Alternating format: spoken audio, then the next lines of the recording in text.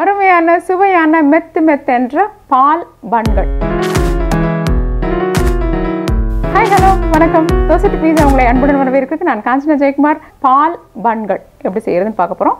பால் பன் அப்படின்னும் பொழுது இந்த பன் தயார் பண்ணுறதுக்கே நம்ம என்ன பண்ணோம், பால் உபயோகப்படுத்தி மிருதுத்தன்மையுடைய ரொம்ப அருமையான இந்த பன்களை அவனில் மட்டும் இல்லைங்க, அடுப்பில் நம்ம குக்கரில் எப்படி செய்யறதுன்னு பார்க்கலாம் வாங்க.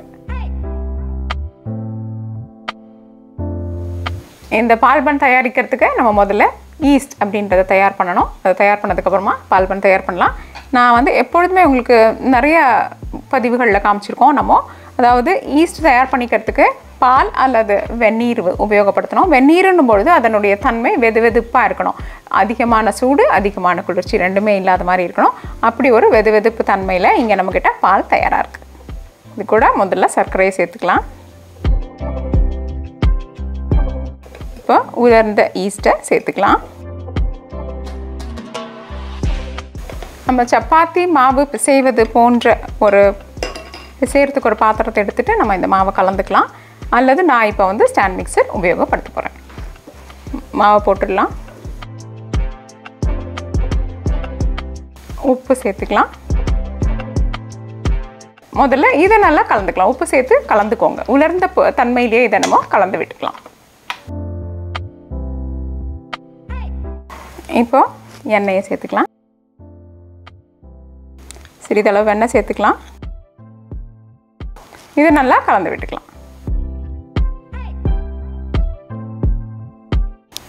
இப்போ நம்மளுடைய ஈஸ்ட் நல்லா நுரைச்சி மேலே எழுந்துருச்சு. இதை நம்ம இது கூட சேர்த்துக்கலாம்.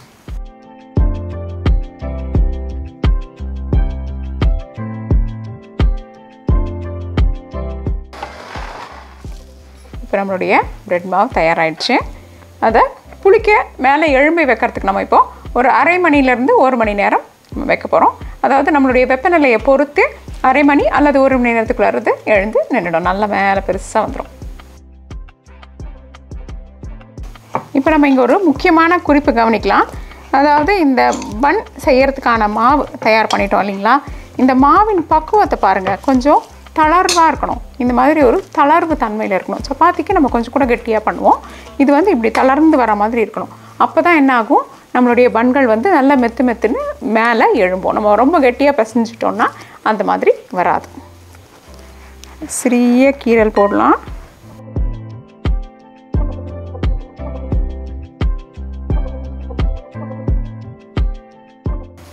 இப்போ இது நல்லா மேலே எழும்பி வந்தப்புறம் உபயோகப்படுத்தலாம். நம்மளுடைய மாவு பார்த்திங்களா எப்படி பொங்கி மேலே வந்திருக்குன்ட்டு. இப்போ நம்ம இந்த மேலே இருக்கிற தாழை எடுத்துடலாம்.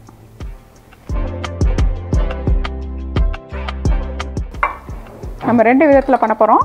ஒன்று குக்கர், மற்றொன்று அவனில் செய்ய போகிறோம். அவனில் செய்யறதுக்கு உங்களுடைய அவனை முன் சூடு பண்ணிக்கோங்க. 200 டிகிரி சென்டிகிரேட் அல்லது 400 டிகிரி ஃபாரன்ஹீட்டில் ஒரு 10 நிமிஷத்துக்கு அது சூடாகட்டும். குக்கரில் செய்யறதுக்கு என்ன பண்ண போகிறோன்னா, இது போன்ற ஒரு குக்கர் பாத்திரத்தில் அடியில் மணல், உப்பு அல்லது மிகவும் பொடியான கூழாங்கல் அல்லது ஜல்லிக்கல் அந்த மாதிரி கல்லை உபயோகப்படுத்தலாம். இப்போ இதை மிதமான தீயில நம்ம அடுப்பில் வச்சிடலாம்.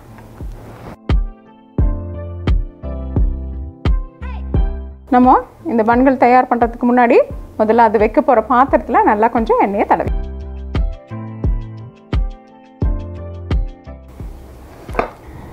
இது அவனின் சூடு பொறுக்கக்கூடிய பீங்கான் பாத்திரம். நம்ம இதை நல்லா குத்தலாம். இப்போ இது போன்ற சிறு பகுதிகளாக பிரித்து எடுத்துக்கலாம். நாம் செய்ய போன்ற பன்னுடைய அளவை பொறுத்து நம்ம கையில் மாவை எடுத்துக்கலாம். இந்த மாதிரி இழுத்து ஒரு பகுதி, இழுத்து இன்னொரு பகுதி, 4 பக்கங்களையும் இழுத்து இப்படி உள்ளே விட்டுடுங்க. அப்புறம் இப்படி அழகான ஒரு வடிவத்துக்கு இதுக்கு கொண்டு வாங்க. அப்போ தான் இது பார்க்கறதுக்கு ரொம்ப அழகாக வரும். இப்போ நம்மளுடைய பன்களை இதில் அடுக்கி வச்சுட்டோம்.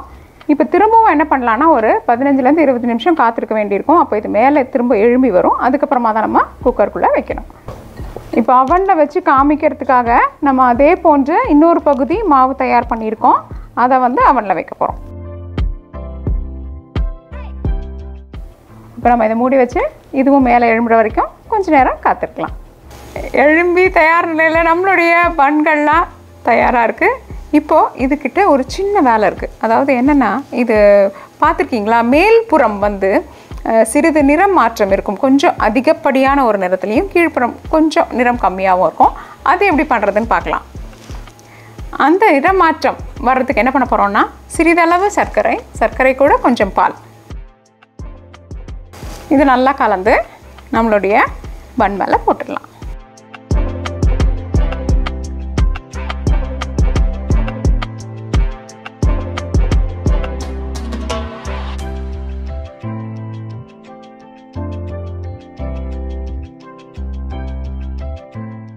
இப்போ இதை நம்ம 20 நிமிஷத்துக்கு அடுப்பில் வைக்க போகிறோம். அப்படி தேவைப்பட்டதுன்னா இன்னொரு 5 நிமிஷம் நீங்கள் அதை திறந்து பார்த்துட்டு வச்சுக்கலாம்.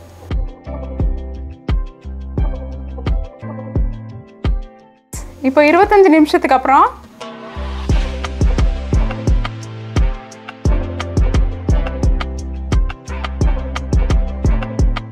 இப்போ பார்த்தீங்களா, நம்ம பண்ணு அழகாக தயாராகிடுச்சு.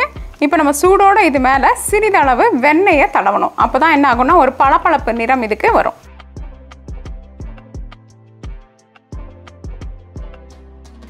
அடுத்ததாக நம்ம குக்கரில் எப்படி இருக்குன்னு பார்க்கலாம்.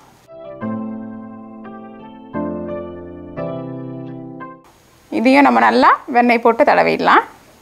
இப்போ பார்த்தீங்களா, இதில் ஒரு சிறிய மாற்றம் இருக்குது. அதாவது இந்த நிற மாற்றம் வந்து இதே போன்ற நிறத்துக்கு இது வரல. ஏன்னா மேலே குக்கரில் வந்து மேல்புறத்தில் சூடு இல்லாதனால இது கொஞ்சம் அதிக நேரம் அடிச்சுது இந்த மாதிரி நம்மளுக்கு நிற மாற்றம் ஏற்படுறதுக்கு. இதுதான் பொதுவாக நம்ம குக்கரில் பண்ணும்பொழுது ஆகும்.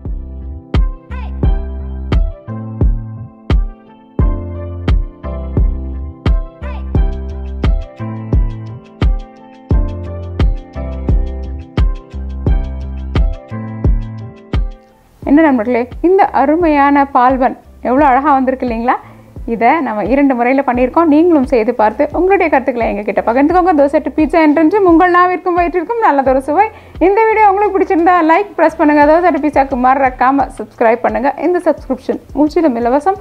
மற்றும் உங்களுடைய பிரின்சிபல் ரெசிபீஸ்க்கு dosa.com விஜயம் செய்யுங்கள். நன்றி, வணக்கம்.